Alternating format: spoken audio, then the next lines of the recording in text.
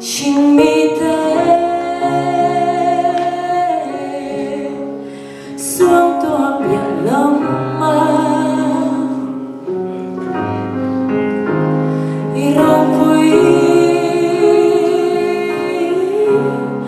phía đông sông mây hồ nhưng mình nghe mình đi irong vui dan ilang kan luhoy ng factory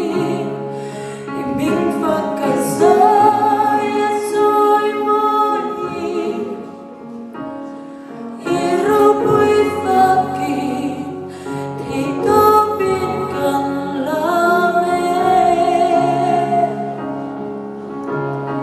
rimoy kan malan rimoy moy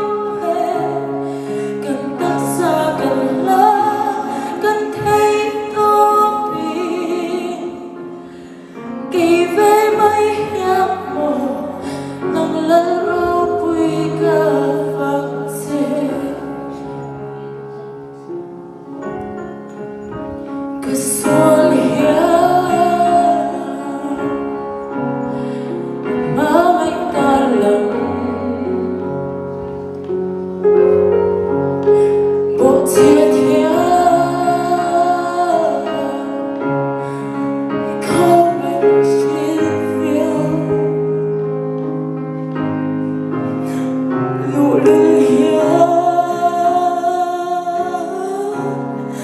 tôi thấy rất đau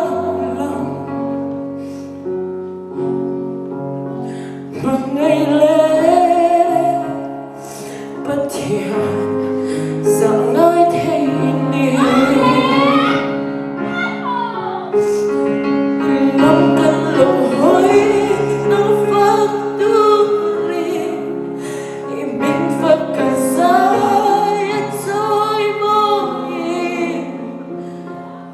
iro'y fakit titapin kan langit rimoy kan malan rimoy moy kan taksa kan lan kan thấy tôi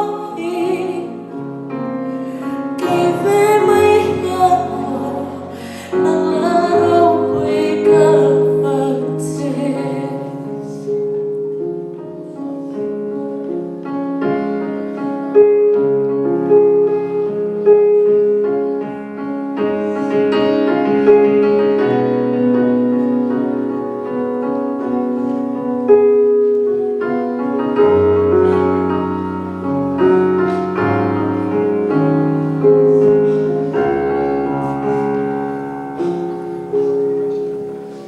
gần hơn thế